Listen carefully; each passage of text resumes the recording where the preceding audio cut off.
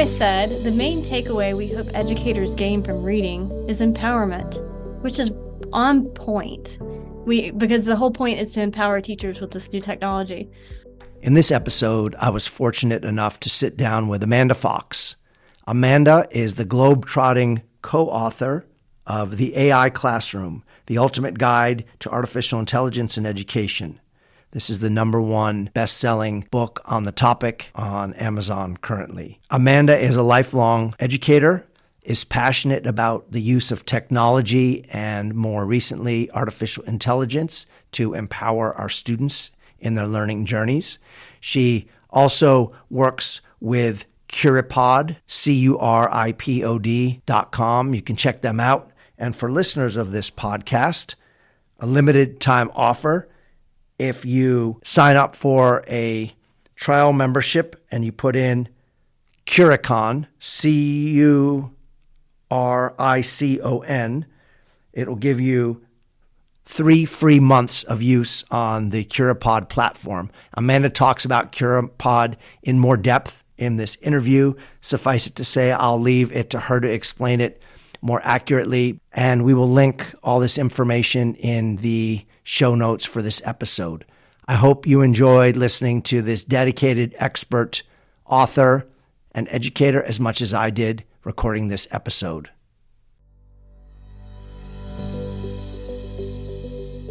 Welcome to the Superintendent's Hangout, where we discuss topics in education, charter schools, life in general, and not necessarily in that order. I'm your host, Dr. Sharetta. Come on in and hang out. Welcome, Amanda. I really appreciate you joining me remotely here. I know you've been traveling around the world on your jet-setting AI tour, so appreciate you making the time today. I'm super excited to be here. I guess I did just come back from Norway, which has been a wonderful experience. I got to hang out with the Curipod team, which I'll talk a little bit about Curipod later, but it's an AI educational platform. And boy, the biggest thing I took away was there's no such thing as bad weather, just bad clothing. Well, I know you travel a fair amount because I follow you on Twitter and you're always changing your city route that you take. And once in a while, I'll see a European country pop up in there. And so we can talk about kind of like if that's a direct outgrowth of the publishing of the book and all those pieces. But let's see, I think the best place to get started, if you could just share what your origin story is, where you come from, who you are as a person, and what brings you to this present moment and the fact that we're having this chat today. Well, it was a rainy day back in 1984. I'm teasing. Yeah, so I'm telling my age now. No, I'm from Savannah, Georgia, and I grew up there up until 2016. And my background was my college background is in education. So I actually went to college to become a teacher. I knew early on that I wanted to teach, and I also knew that I wanted to be a writer. So I'm one of those fortunate people who have kind of got to do everything they wanted to when they grew up, and I'm still waiting to grow up. So, or feel like a grown up at least.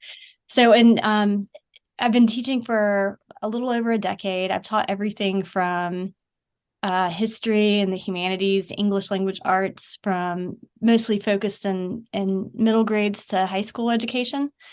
And I got the pleasure of helping start the STEM Academy, which was the first real STEM-focused school in Georgia, which went on to have accolades from FETC, the Future Educational Technology Conference, and win the STEM Excellence Award.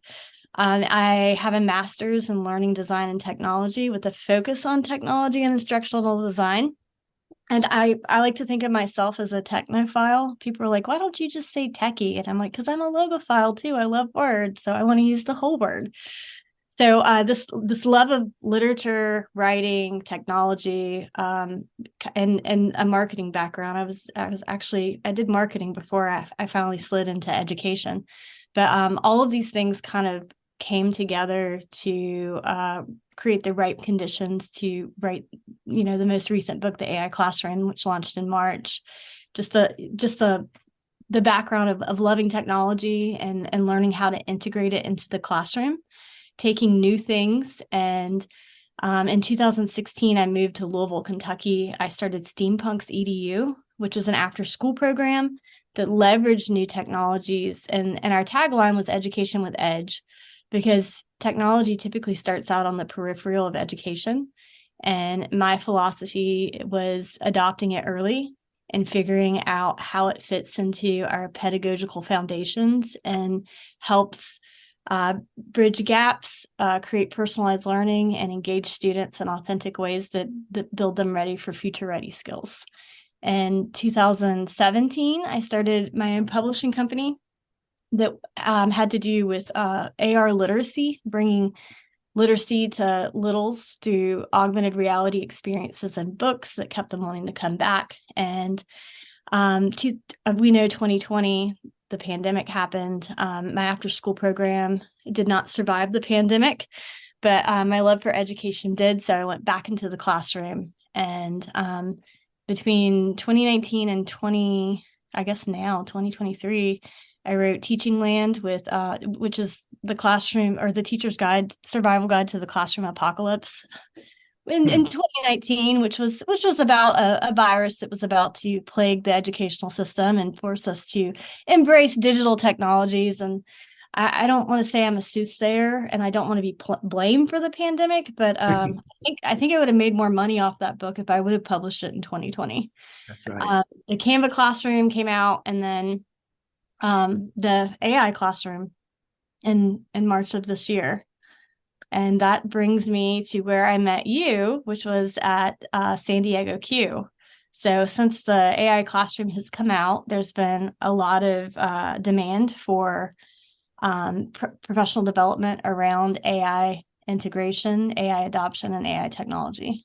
Yeah, and I want to just thank our mutual friend and colleague Eric Cross for introducing us at San Diego Q, and you were very gracious in agreeing right away to come on the podcast. So I really appreciate that, and really enjoyed your session that you delivered at that conference as well.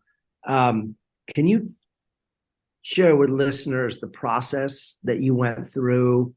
I know you've authored 3 books, but focusing on the most recent one first, the process that you went through and thinking about and then bringing to reality the AI Classroom, the ultimate guide. And it's also co-authored, so there's I'm sure, a collaborative piece. How did that look, and at what point did you decide to do it? Especially, I'm interested in the fact that you're kind of jumping onto a train that's moving so quickly. It is. So November 2022, let's go back. October 2022, AI was kind of seamlessly and shadowily like integrated into our everyday lives. Like it wasn't a focal point. And then November 2022, ChatGPT came out and kind of shook up the world and shook up educators. And being an early adopter, and I just wanted to play. So I started playing with it. And as I started playing with it, I'm like, oh my gosh, like this is going to be the most amazing thing in the whole wide world. And then there were other educators that like the worst thing in the whole wide world. Yeah. And by January of 2023, I really started seeing the true power of how it could be beneficial to students and teachers. So I started getting on Twitter and looking for other thought leaders in AI, because at this point we're all amateurs. We're still amateurs with AI. Right. I mean, I refrain from calling myself an expert because it's so new. None of us are experts in it right now. And I just wanted people who are moving at my speed, like just, digesting AI, how we could use it to transform education. And I found Dan Fitzpatrick. And the stuff that he was tweeting was just mind blowing. So I was like, I have to talk to him. So I approached him and I was like, hey, Dan, how would you feel about writing a book? And he was like, well, I don't know, we should talk about this. So ultimately, what happened is that he said yes, and like I agreed to co-author it with him. A lot of his views resonated with mine and my perspectives, and we began talking through and realized the immense potential that AI would hold in reshaping how students learn and how teachers instruct, and that kind of motivated us to um, kind of demystify what AI was to other teachers. I know it's approached with a fear or, head in the sand or full embrace. There's that middle ground of like, well, I'm going to play with it, but my students can't play with it, which is a safe approach. So what we wanted to do was kind of create a comprehensive guide that took teachers through the history of AI and the experience that we had just playing with it. And we were hoping that whatever we wrote, we had no idea at the time how popular the book would be and the impact that it would have. But we were hoping that it would empower educators to, I guess, use its power to benefit students in their classrooms. I'm fascinated by reflecting upon something as transformative as artificial intelligence in the context of a profession that in many, many ways has not changed appreciably in over 100 years. You can go back in time and find articles that rail against like the evils of whiteboards instead of chalkboards, and they're going to change education for the worse. And there are these little things that come up and people go, oh, this is going to ruin it. Even the internet has not changed many of the structural pieces around a teacher in a classroom delivering and students receiving. Obviously, there's some varieties of that theme, but that's still, I always contend that you could probably travel around, certainly in the United States, most places parachute into classrooms. And in many of the classrooms right now, there's a teacher talking and kids receiving, or kids doing things. And when you ask them why, they say, because the teachers asked them to do it. Mm-hmm. In that context, what do you see as the most transformative potential of AI in our profession going forward? So I think that if you go into a classroom anywhere, you're going to see a lot of the same things that you saw from years ago. The technology may have changed, but ultimately the sit and get. Sorry, Maggie and Bear say hello. Yeah, Maggie's a little schnauzer who's very barky, and Bear's 100-pound golden doodle, and they are a prime like example of how two unlike things can be besties and work together, like AI and education. Yeah, that was a bad metaphor, but anyway. So AI is kind of revolutionizing the way we envision lesson creation. I would say personalized learning experiences for teachers, automating repetitive tasks, offering real-time feedback. And this is feedback to students. I remember being a English teacher and having 125 papers that I'd have to grade. And it's Friday and I had to have them done by Monday. I'd go by Trader Joe's, pick up a ball of $4 chalk and start grading. And that was my weekend. So one of the powers or the transformative powers is if we look historically from No Child Left Behind, A Race to the Top, like accountability and high stakes testing has been an increasing weight that teachers have carried, prepping students, teaching to the test, and just, all the data that we have to collect, that we have to analyze. And now we have AI at our fingertips. And I know there are concerns with privacy, but for me, one of the greatest benefits that we have of artificial intelligence is the ability to automate these administrative tasks to get some time back. So a lot of teachers are, just traveling to different states and different countries. One of the resounding fears that I've heard is, oh, this is going to create lazy students. They're going to use AI to cheat, or this is going to suck the creativity out of humans. And I like to do a word cloud at the beginning of any of my sessions to kind of ask, what do they think about when they think of AI? It's all, and a lot of times it is a time saver that pops up.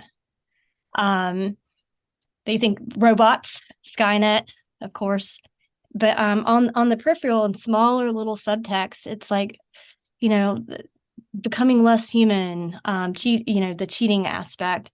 And I think that the most revolutionary aspect of it is when we start thinking about it in a way where AI becomes a collaborator, it becomes a personal assistant, and it just helps teachers with their workload. It's an interesting, it sounds like when you describe the three rough groupings of, early adopters, then you've got the middle, the cautious middle, and then you have the real safe folks. It sounds like that argument is good for probably the middle, right? The early adopters have already figured it out. It's Yep. good for the middle. What do we do for the folks who are like in the seventh inning of their careers and say, you know what, I went to school for this. I love my overhead projector with my whatever acetone sheets with my pen that gets blurry and gets all over my dress shirt every day. That's what I'm comfortable with. Screw the rest of you guys. Do you think that those people eventually, assuming that they just stay in that course and don't adapt at all, do they become pretty irrelevant in the educational conversation? So one of the most popular things that I hear is that AI is not going to replace teachers, but an AI using educator will. I want to take that a step further. I think this group of educators that is stubborn. They don't want to shift their pedagogies. They're like you said, they're in their seventh, eighth inning. I've had those teachers in my sessions, and they have light bulb moments, like when they really see the power of AI feedback in action. They're like, whoa, or when they see a lesson plan generated using a proper prompt and actually get them to get in and tinker. But those are the teachers that aren't going to necessarily explore on their own. They need a little bit of hand holding.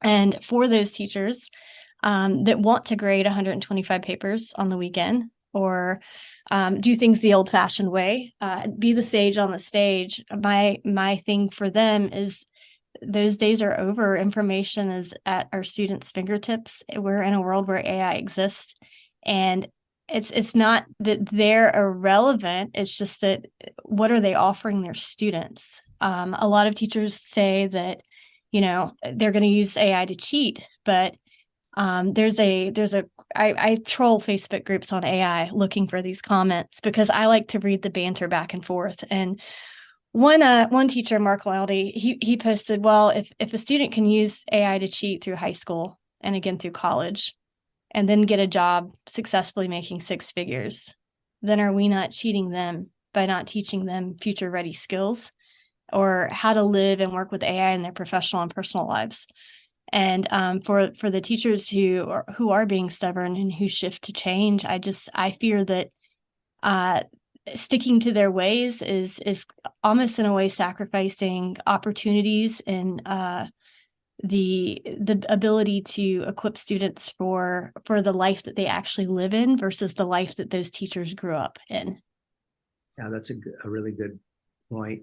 It's striking to me because I think the early thinkers on this believed that AI was going to start to transform society kind of from the most basic blue collar jobs up. So like it's going to do away with, long haul truckers and, well, manufacturing is often automated anyway, but the kind of jobs that you perhaps don't need a college degree for. But what's been so fascinating to me is to see that it's in our profession. And I have a friend who's a corporate lawyer and he uses ChatGPT every day. Not to press a button and then email the result off to one of his clients and charge him for 2 hours of work, but to do some of the heavy lifting around transposing notes that were taken in a phone call that's the humans into a draft letter that then he can turn around and further personalize and send off. And he just saved himself an hour and saved an hour of fees to the client. Like, to me, that just makes sense. I've been using AI. I actually put a disclaimer in my signature that this email was AI assisted. I use it. I just the amount of time it would take me to sit and draft an email, like it would take me 20 minutes to appropriately like go through, spell check it and everything. Now I type up like a paragraph of what I want it to say, who the audience is, what my role is, and the parameters of like give it, be a familiar tone or be a formal tone depending on who it's going to, and it drafts it for me. I go in and I edit the output and change some things around and send it off, and I'm done in like 3 to 5 minutes versus the 15 to 20. And oh my gosh, speaking of I guess crossing domains, my husband actually came and watched one of my presentations, and it was the world of prompt craft, and it was all about the prep and edit framework from the book. And he was sitting there, and afterwards he's like, oh my gosh, he goes, I know you were talking about how teachers can use it. He's like, but I could do this to write performance reviews and strategy things. And the next thing I know is I'm on a plane to Norway, and he's like, will you send me that presentation? And I'm like, sure. So I sent it to him. 10 days later, he's told me all this work that he's got done in the last 10 days using ChatGPT, to where he's using it to assist his work to become more productive, not lazy, to synthesize information using very human-centered skills, critical thinking, and and crafting these amazing prompts to get the output that serve a purpose for his job. And the emails that he wouldn't send before, or that he wouldn't tag other people on because he was embarrassed because it was a one-liner, now the emails are so good and thoughtful that he's like CCing multiple people on them to see the emails that he's sending out. So it's just interesting. I've looked at it through an educational lens. So looking at it through his lens kind of opened up a different way of looking at other industries. I think that's really, well, first of all, it means you're a good teacher because you could teach them. uh, but I think it's really interesting that we have this habit too, and I think it gets into the kind of the fear-based piece. Is like, people say, "Oh, well, machines are taking over the world." We have a habit of assigning human characteristics to something that's not human, and then getting freaked out by it. When Yep. no matter what happens, artificial intelligence will never feel true emotion the way that humans do. It may be able to deduce feelings of others in terms of what they have input, but it's not replacing any human, right? And I think the beauty of what you just described is now your husband's freed up to actually sit down with the people who he's done the performance review on and have a human conversation, instead of being so stressed because he's got 10 or 50 or whatever the number is of these damn things to do. And it's eating up all of his energy. Absolutely. And just, like if you think about the time that he's getting back to, where he can actually sit down at night at the dinner table with the kids, and he's not sitting at his desk till 8 p.m. like hammering these things out.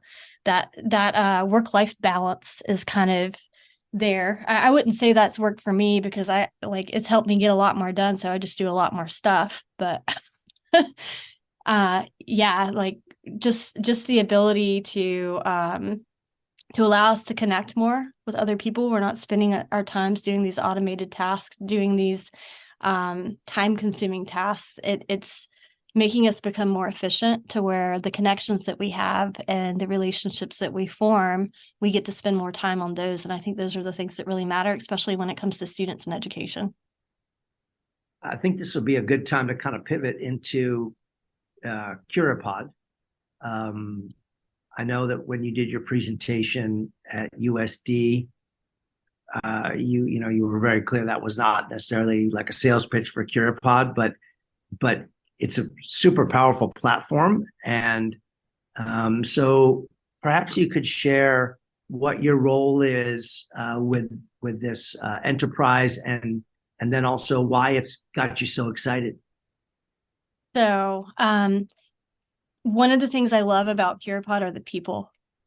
And when I was writing the AI classroom, I got to connect with them, talk with them, and there's a section in the book on CuraPod. It was very new when I found it. I didn't know anything about it. And out of all of the AI tools that I found the most value in CuraPod. So in June, they told me they were hiring and they kind of mentioned, Amanda, we want you. And I'm like, no, like, I don't think I can do that. Like, I'm with Teacher Goals, and I'm doing book publishing, and I just don't think it aligns with like where I'm at. Well, the more I talked to them, we did Week of AI, which was this week-long virtual conference where we had multiple educators come in and just talk on different topics in AI, different tools. I got to talk with them more, and then I met him at ISTE in June.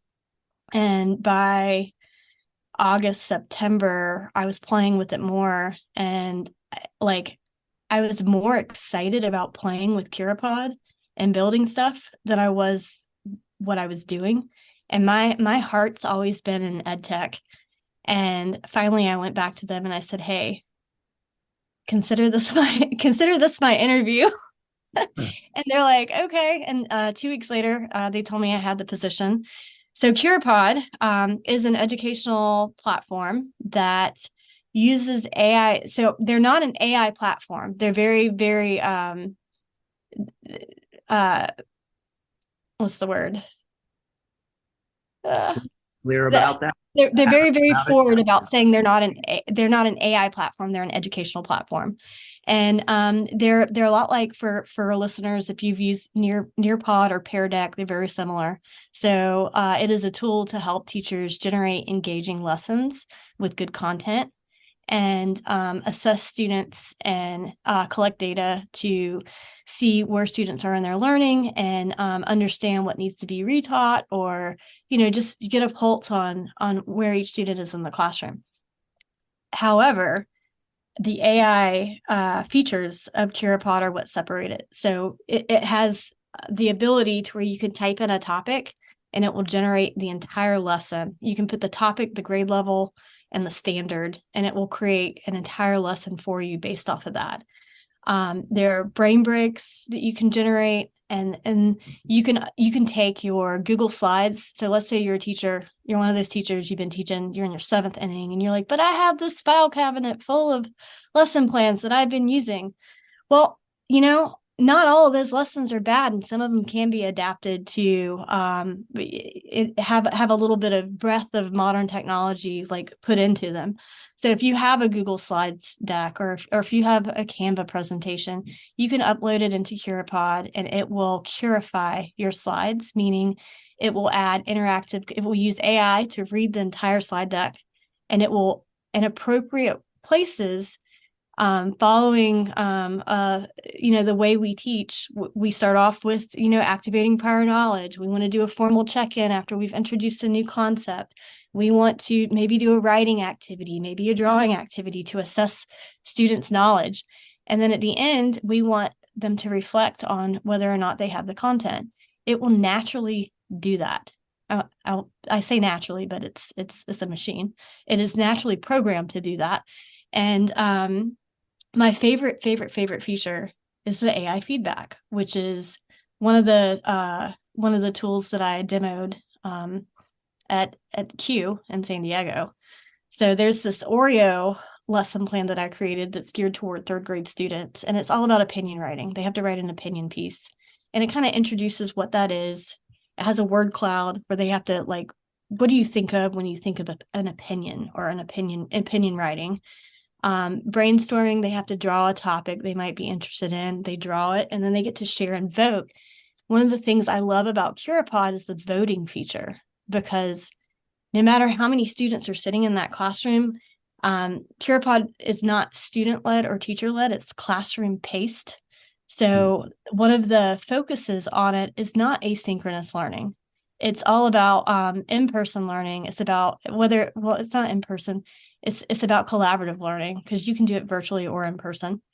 It's about having the conversations about the inputs and the outputs from the AI. So when they write their first sentence starter and they get AI feedback, they are prompted to turn to their friend and do a think, pair, share and discuss that feedback, discuss how that feedback can be integrated into the writing to strengthen it. When they do a drawing piece, they get to vote on the best drawings. So it kind of brings them into that conversation with their peers. And each lesson is different based on who's sitting in the room. It's not canned, it's personalized, and it's reflective of the classroom conversation, therefore classroom pace. Sorry, And that was. so during all of that you've described, which is very exciting to me and really is the epitome of personalization, what's the teacher doing? The teacher's facilitating, which is exactly what they're having discussions. They're walking around with students. They're listening into conversations. They're joining conversations. And instead of marking up all of these sentence starters and giving, taking the time to do these writing workshops the old fashioned way where you rotate groups out and they sit with you. I'm not saying that you don't do that now. I'm just saying that the AI makes that writing workshop more efficient to where every student in 3 seconds has gotten feedback where they're at and according to that standard, because the feedback expectation is where is where AI is taught how to grade it. So the grade, I just rewrite the standard into a learning objective and it grades it. So the student must have a strong opening opinion statement. They must use correct grammar and complete sentences. So it's going to grade for that. So while that comes back and they're discussing it, the teacher's just, floating around, facilitating, doing any, I guess, remediation that's needed with students who still aren't getting it, having conversations. As you're describing that, I'm seeing the best case scenario, which is what you describe. And then I'm seeing what could and probably is happening, but also happens, by the way, with just having internet in the classroom and the myriad of either instructional or distracting websites, depending on how you characterize them and how they're used, that already exist. What I often see is you look at an agenda for the day and it'll say, okay, in this period, we're doing this, we're going to have a think, pair, share, and then it's math. I'm not going to cast aspersions towards a certain website, but math something.com time. And then you see kids and they're all just kind of sitting there on their laptops and the teachers may be off doing something unrelated. I guess filling that gap, right, is really where the training and the orientation comes in that should be able to keep teachers, no matter where they are in their careers, engaged, right? Because you're going from being a curator of the knowledge that you're depositing in kids, which is a one-way conversation, to facilitating the use of powerful tools that are in, and those very tools are interacting with each kid differently depending on the inputs. Am I getting that right? That is absolutely correct. And as you were mentioning earlier, where we have the early adopters, we have the middle, and then we have the stubborn, ostriches. They put their head in the sand and they don't want anything to do with it.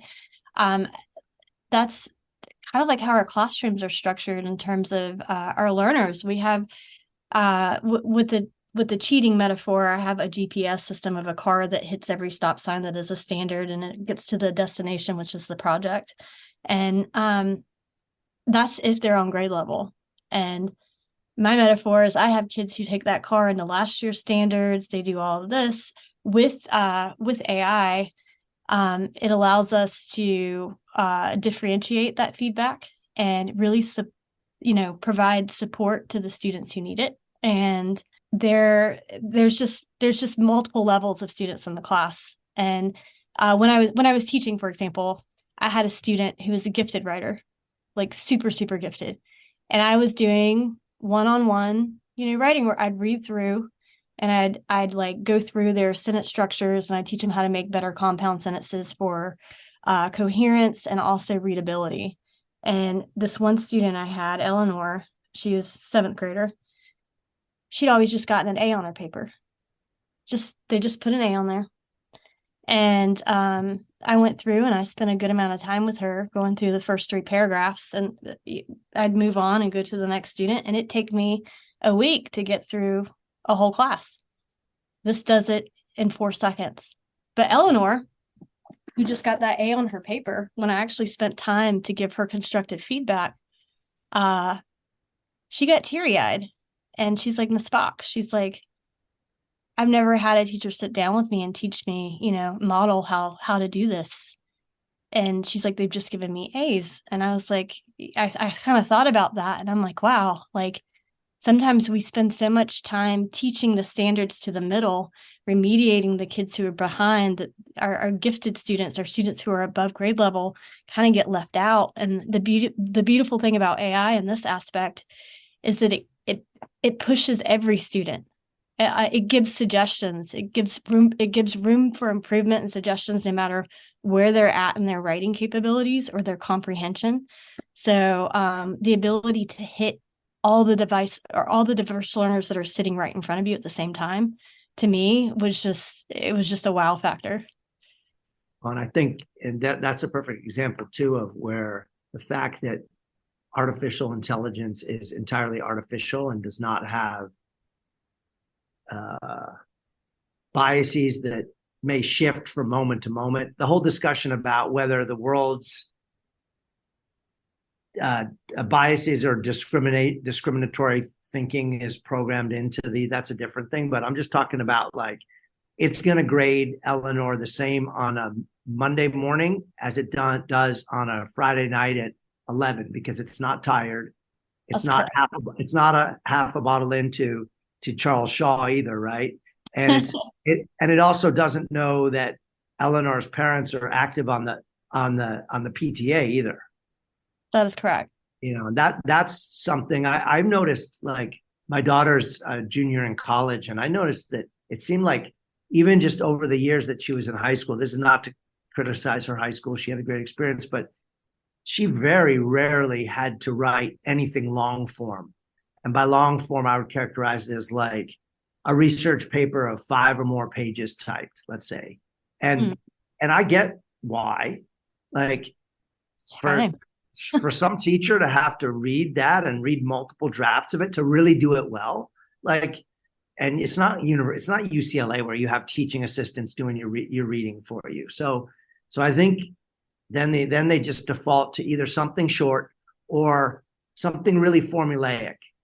And that's, people go, oh, well, AI is going to make, writing just be so generic and bland. And I go, well, if you really look at what gets rewarded right now in student writing, 5-paragraph essay. Yeah, it's whatever. What do English teachers say? Claim evidence, whatever. There's the three. I'm embarrassed. I don't even know, but it's all formulaic, right? So after a while, they all kind of start sounding the same, and then you go, okay, are we going to get a Gabriel Garcia Marquez or a John Krakauer or whoever your author is, who when you read them, you go, damn, like I aspire to write like that.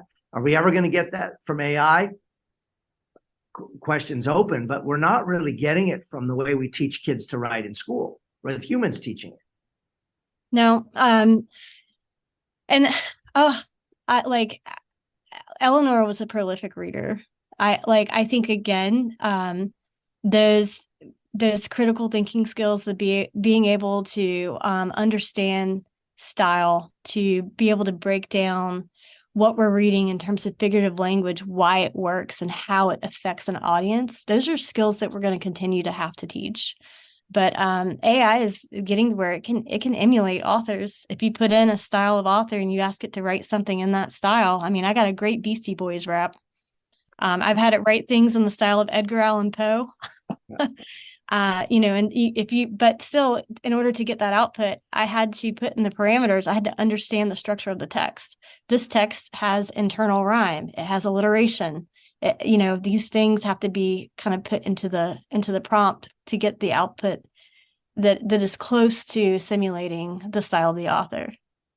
Yeah, it's a little bit like and even then afterwards, okay, so then you have to modify and edit that and think critically about it. And maybe there's some parts that you feel like don't fit. You either have to regenerate or you're going to edit it yourself. I could go in and ask it to create code, computer code, but I don't know how to code. So like, Oh, I, same.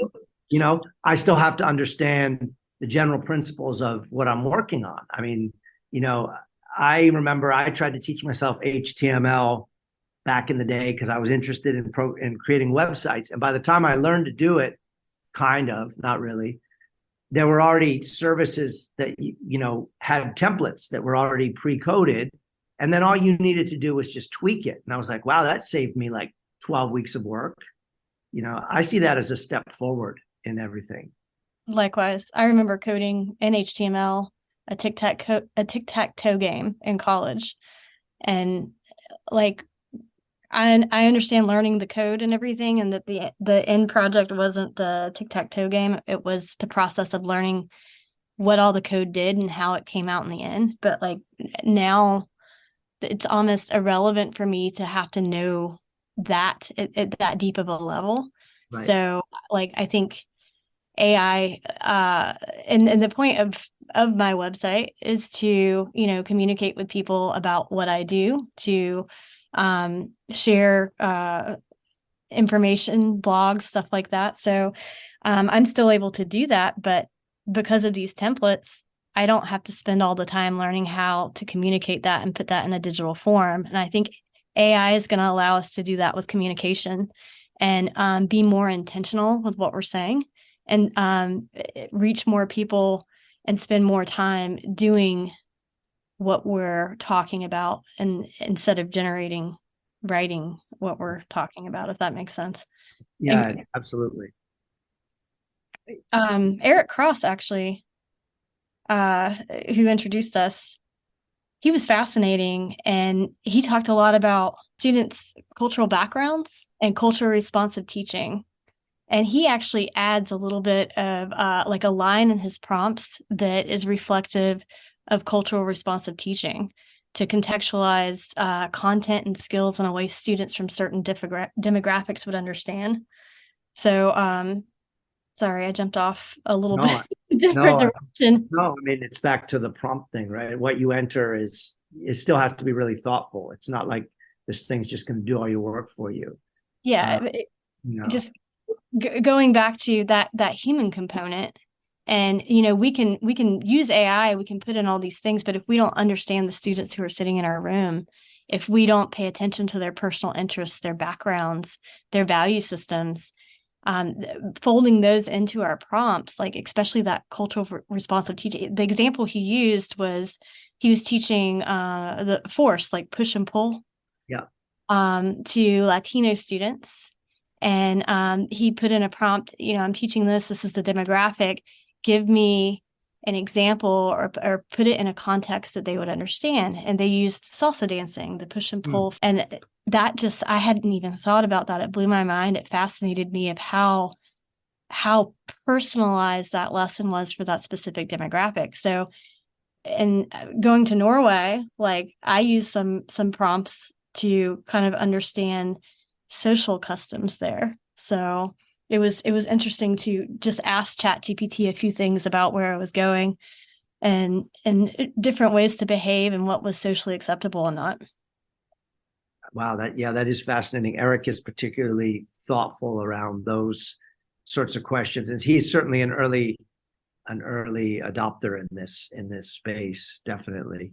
One of the things that you said in your presentation at San Diego Q was that you were talking about the topic of like, is there software that can detect the use of AI? And you pretty much said, there's no foolproof way, and so people are always going to find a way around it anyway. The better approach is to actually get to know your students, ask them from time to time to do on-demand writing assignments in class, either hard copy or where you can see them typing, and get to know them and have conversations with them, because you'll be able to tell pretty quickly whether it's them writing. But is there anything you'd like to kind of add to expand upon that? So yeah, so the first thing I get asked is, how can I tell if a student's cheating? How can I tell if they've used ChatGPT? And I'm like, well, what great detectors are out there? And I'm like, well, there's this, there's this, there's this, and I go through them all, and then I show them all the tools that students use to trick AI into thinking it. Oh, we can transform bot-based written text and make it be undistinguishable from English. And I tell them the students are already one step ahead of us. So if they're asking that, that's kind of like a misguided inquiry to solving what the real problem is, which is our pedagogical approach and the way we teach. So Right. we need to shift the way we're teaching. Like I mentioned, on-demand writings, like having them write frequently, write often, reading their work. You should be able to identify within the first couple months, like where your students are. I always start off with an about me, a low cognitive load activity where they get to write about something they know. And immediately I'm able to kind of get a pulse or a baseline of where they're coming from, where they're coming in at. And shifting some of our strategies from single or individual projects or writing papers to more project-based learning, collaborations, hands-on. And this is really the foundation of what good pedagogy is anyway. I think AI is just going to be a catalyst that kind of shoves more of the population of teachers into that direction, or at least I hope. I do this kind of thought experiment. It's somewhat conniving, I guess. So this is my 30th year in education. And I remember when we used a chalkboard, and then we used whiteboards, and that was super cool. And then we used eventually these projection things. And then, I remember the first time I had computers in my classroom, and they didn't really work that well and whatever. And now we're where we are. And over the years, it's become a non-negotiable to have high-speed internet access and reliable Wi-Fi at all times for teachers and students. That's the baseline. That's like clean drinking water. And so I wonder sometimes what would happen if in schools all around America we shut off the internet for, forget about a day, just like an hour or two. And I think the measure of the effective teachers who know their students, who know the content, would be that they could keep on teaching. Like, okay, if you had something planned to give an assessment online, ain't going to happen. But should you just go, screw it? There's nothing I can do. I'm just going to wait till the cable company comes and repairs it. Or is there something else on the human level, right? Or, have them read things that they've already written or those sorts of things. To me, that's like, I always think about that as a balance, right? Because otherwise it's not really that technology is taking over, but that we start to rely on tools 100% that didn't even exist 10 years ago, 5 years ago. Like I remember when the first iPhone came out and everyone's going, no one's going to want to type on a screen that doesn't have buttons on it. Well, okay, Yeah. And so I think that in the future, the effective teacher will be judged also by that. What do you think about that? Well, that's a good question. So I've obviously been from chalkboards to AI with you, and there's been plenty of times I've had the best digital scavenger hunt or digital activity plan, and then all of a sudden the internet goes out and like it's out for a day.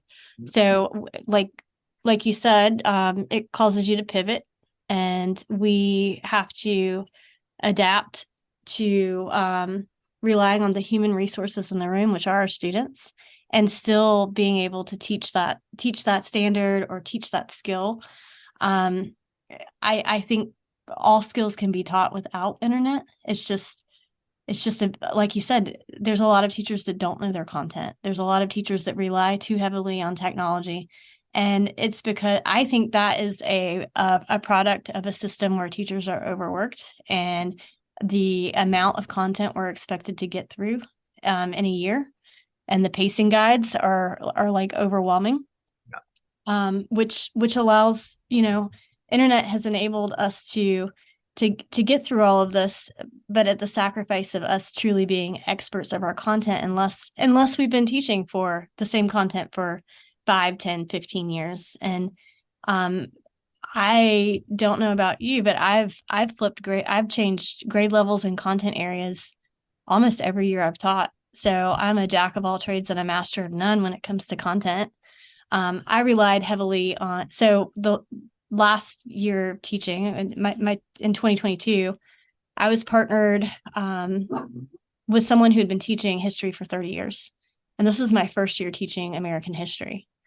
And I had all the cool tech stuff, and I had figured out how to use it to disseminate information and to assess students in fun ways. Maggie's not liking this question. But I didn't know the content. So the two of us would pool our classes together, and I would we would collaborate and play to each of our strengths and create these kick-ass lessons that leveraged his amazing, his name was Paul Vale.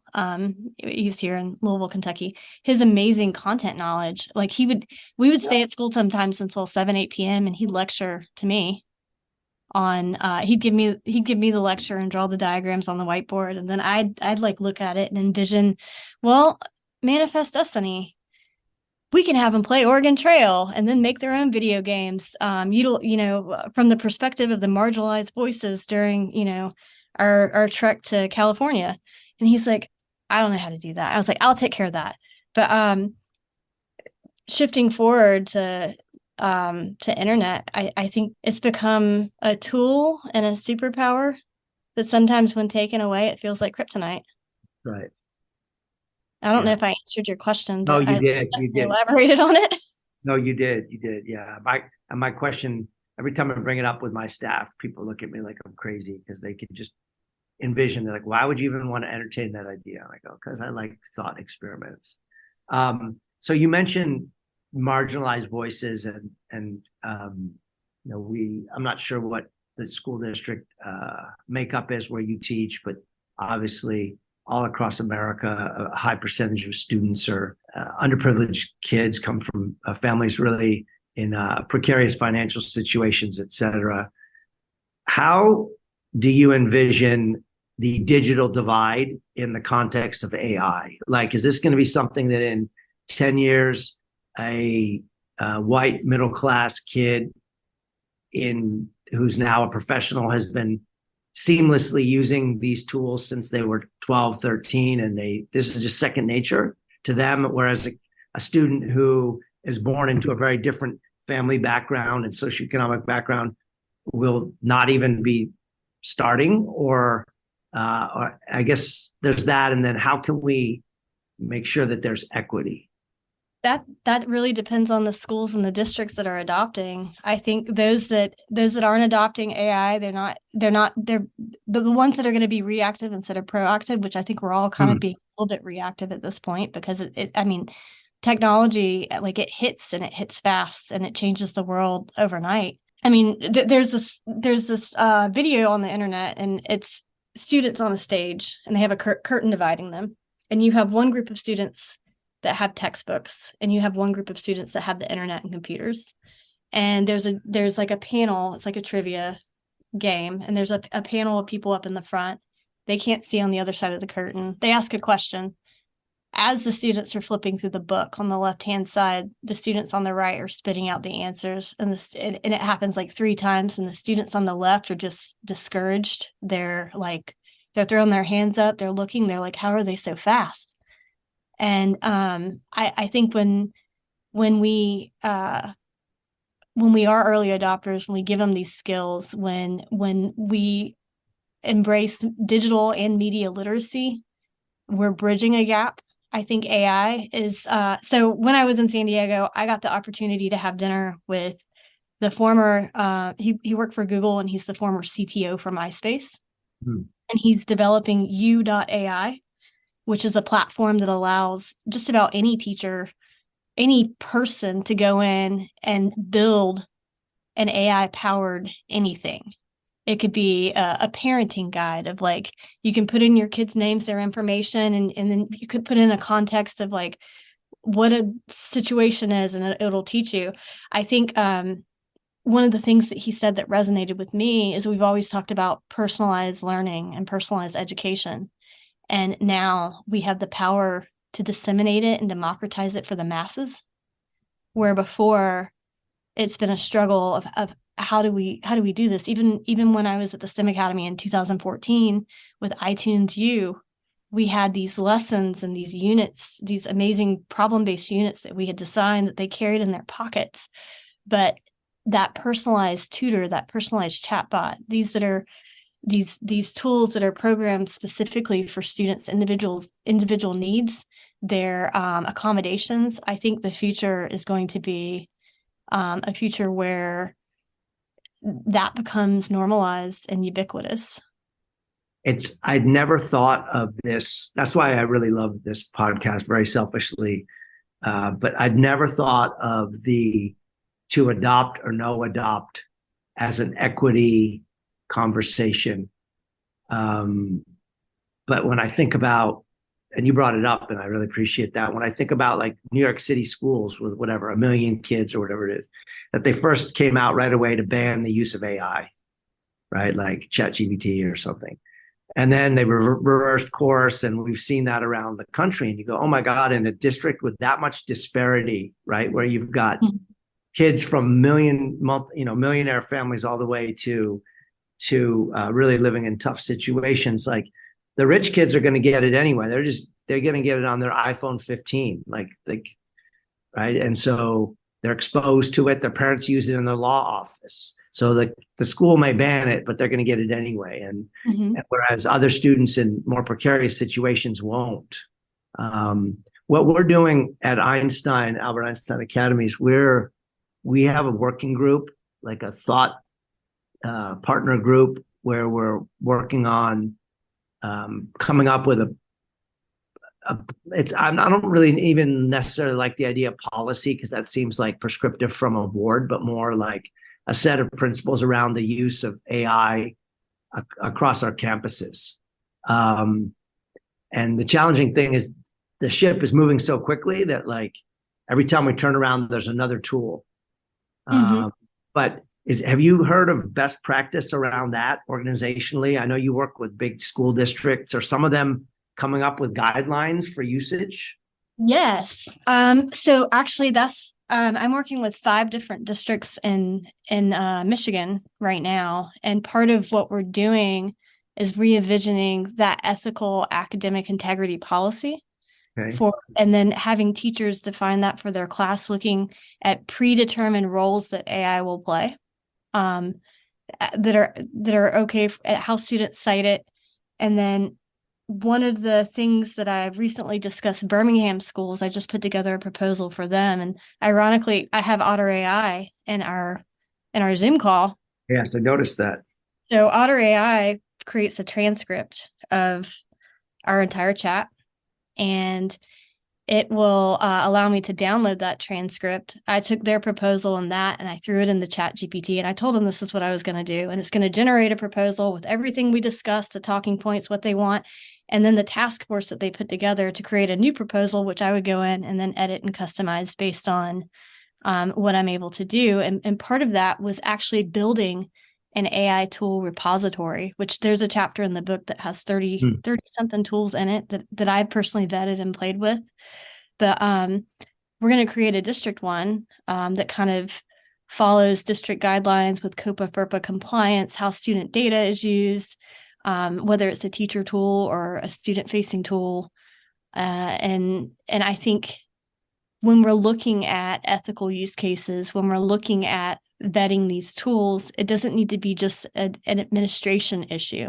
It needs to be a conversation between administrators, between educators, between students, and all stakeholders, and community members, because we need to not just think about how it's being used in education, but also, what do we value? What do we want our students to learn, and what do we want them to come out of their education knowing?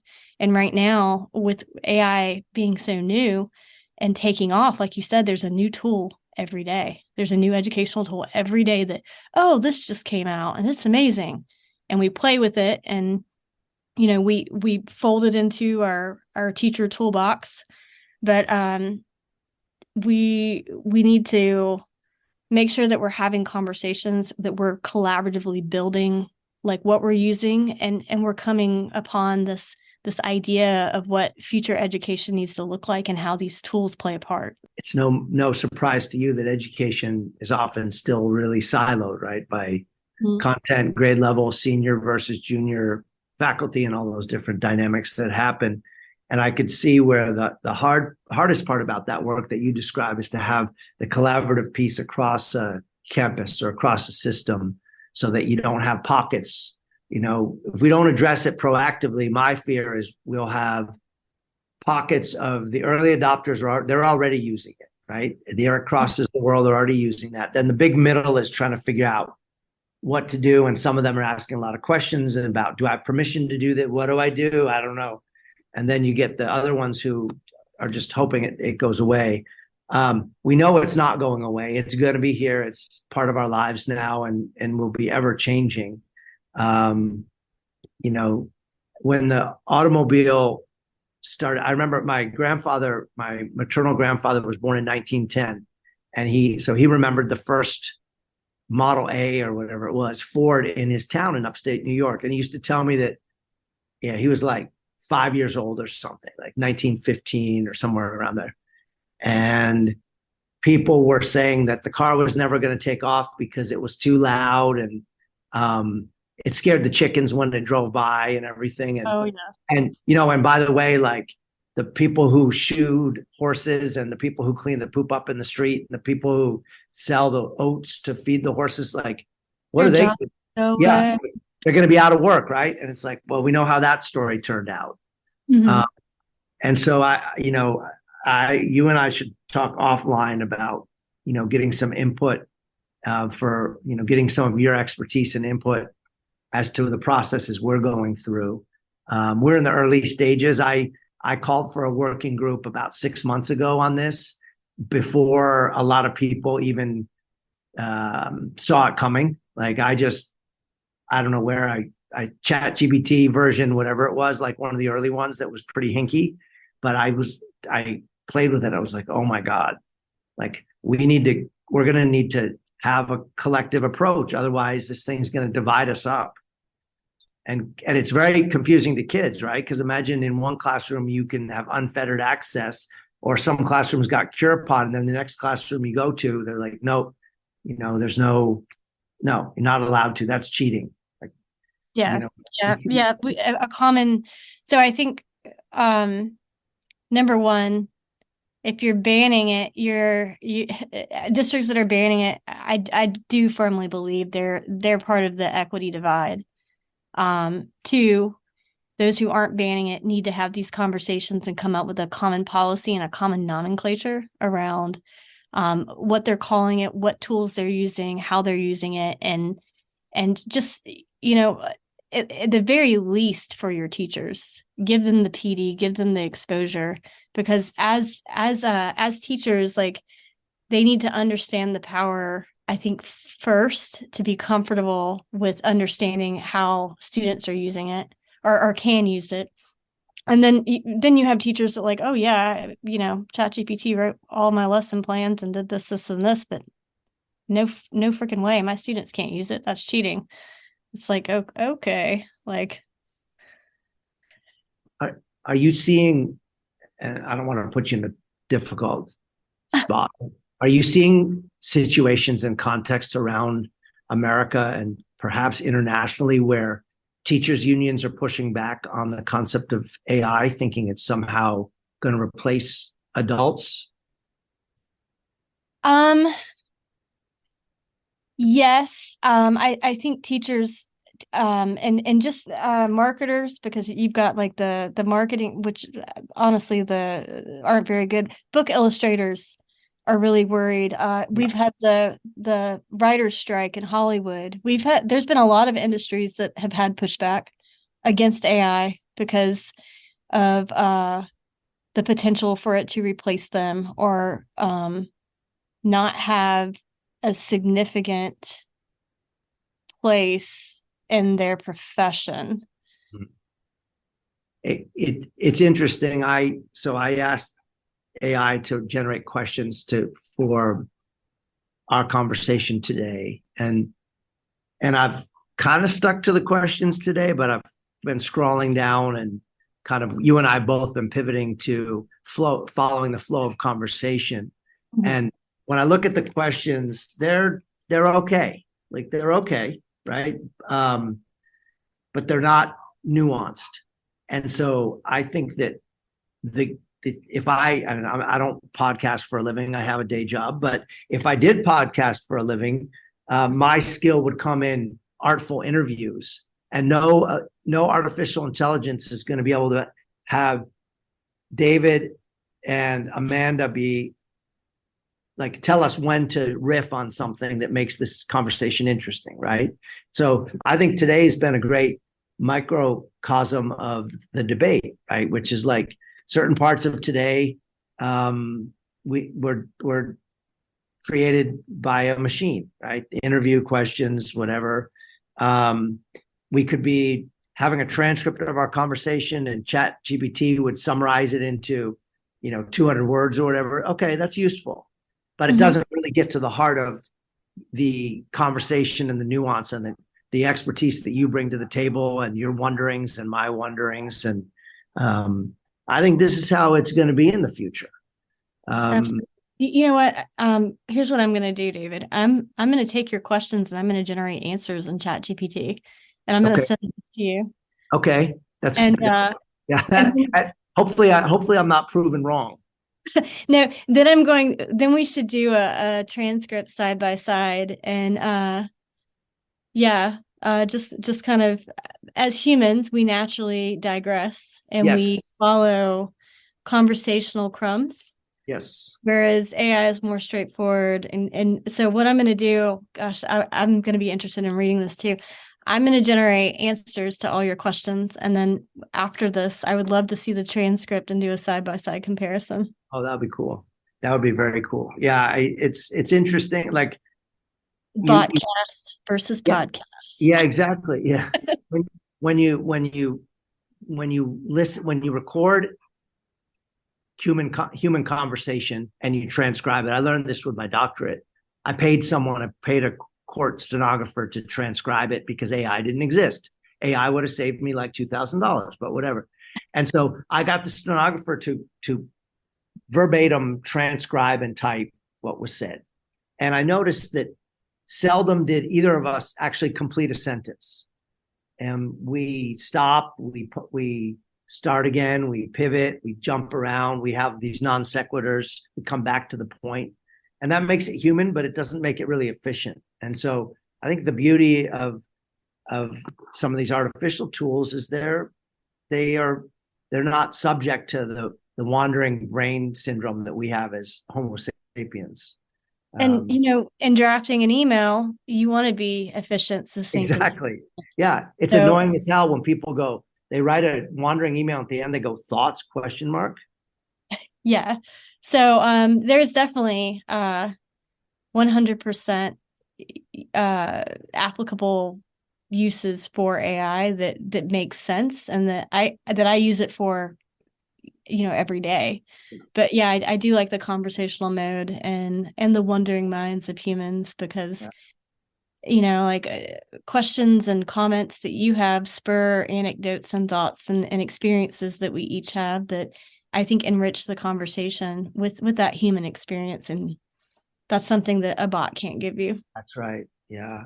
I just have a couple more questions, and I've really appreciated your time and your generosity, especially because you're probably wondering what time of day it is in your brain, because you've been traveling so much. It is 12:13 in Norway AM. So I'm still on that time.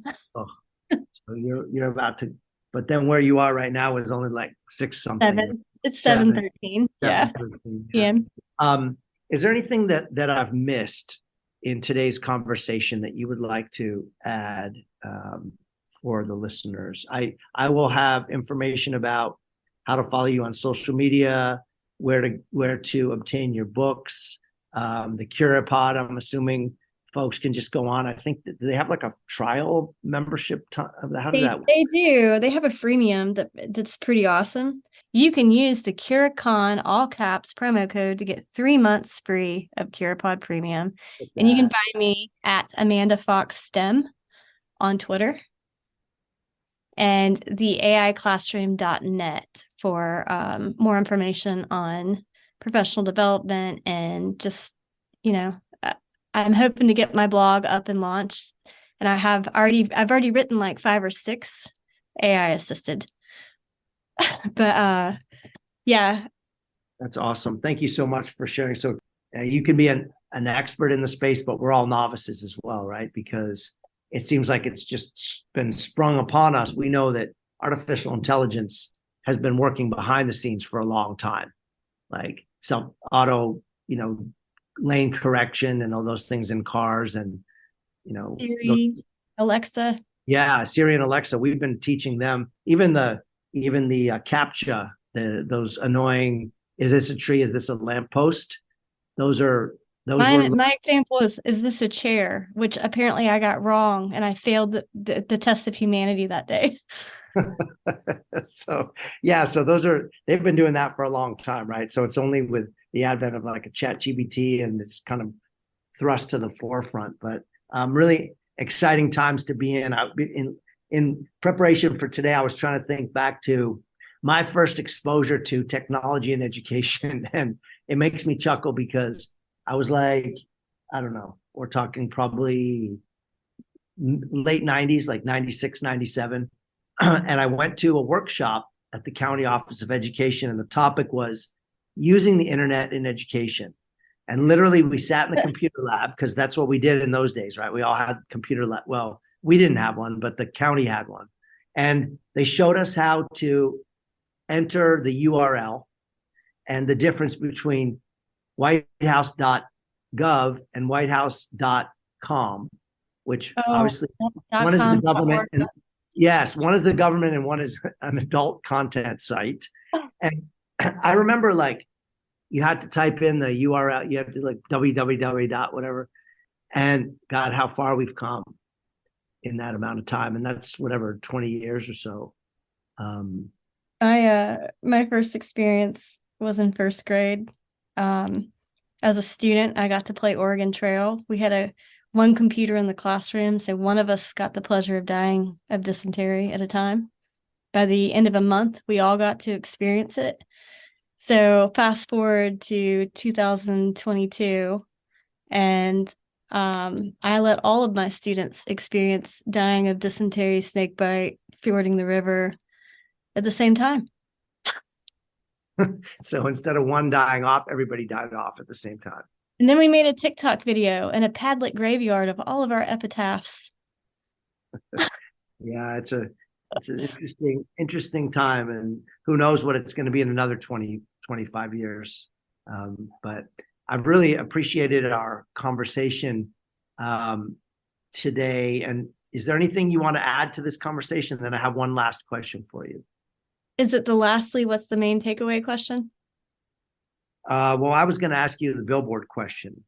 Oh, okay. Well, I'm gonna do the lastly, what's the main takeaway you hope educators will gain from reading the AI classroom, and I'm gonna let ChatGPT answer it for me. You're going literal. I'm going like I'm a middle-aged man with attention deficit issues. You're going like literal. Okay, what's AI say about our last question? AI said the main takeaway we hope educators gain from reading is empowerment, which is on point. Because the whole point is to empower teachers with this new technology. We want educators to feel confident in integrating AI into their classrooms responsibly and effectively. By providing practical insights, real-world examples, and ethical guidelines, we aim to equip teachers with the knowledge and skills needed to navigate the AI-driven future of education. Ultimately, we hope this book inspires a new wave of innovative, student-centered teaching practices that leverage the full potential of AI while preserving the essence of human connection and education. Good job, AI. Did the AI really wrote that whole thing? It did. It Okay, did. I give up. I give up. Wow. Okay. Well, there you have it. You've got the author, the real human author, and then you've got AI, and so really appreciate your time. I have a question to close out today's conversation that's not on the list. So you have the opportunity to create a billboard on the side of whatever your local freeway is there in Louisville, and you get to have a billboard that tells the world about the potential that you see to help kids learn through the use of AI. What does your billboard say as people are flying by at 70 miles an hour? What does Amanda's billboard say? I would say dream with me. Mm.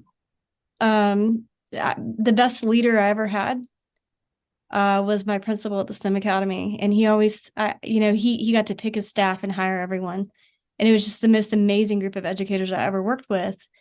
And one of his questions was a blue sky question. He'd ask people, what does your ideal classroom look like? What would it be equipped with? What would you put in it? And it was just to see that people could dream. Mm. And he said, Amanda, always surround yourself by people who are willing to dream. Mm. Because if they share the same dreams and they dream with you, then they can take the leap to reality. So dream with me. Wow, that's a really appropriate conclusion. You surprised me. I didn't think that was going to be it. I thought you were going to go AI. So it's a fundamentally human response, because we know that only humans dream, right? So thank you so much for your time. Thank you for having me on. Thank you for listening to the Superintendent's Hangout. You can follow me on Twitter at DVS1970. Please be sure to share this show with friends and family on social media and in the real world. Thank you to Brad Bacayal for editing and production assistance, and to Tina Royster for scheduling and logistics. Thanks for hanging out, and have a great day.